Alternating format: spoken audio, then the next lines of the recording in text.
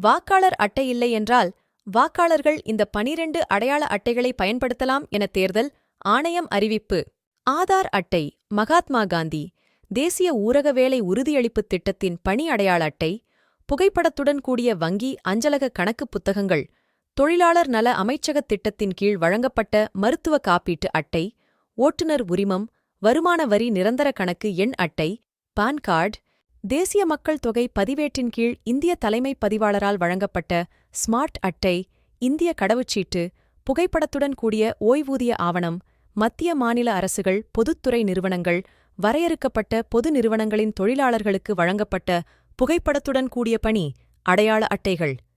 பாராளுமன்ற, சட்டமன்ற, சட்டமேலவை உறுப்பினர்களுக்கு வழங்கப்பட்டுள்ள அடையாள அட்டை, இந்திய அரசின் சமூக நீதி மற்றும் அதிகாரமளித்தல் அமைச்சகத்தால் வழங்கப்பட்ட இயலாமைக்கான தனித்துவமான அடையாள அட்டை.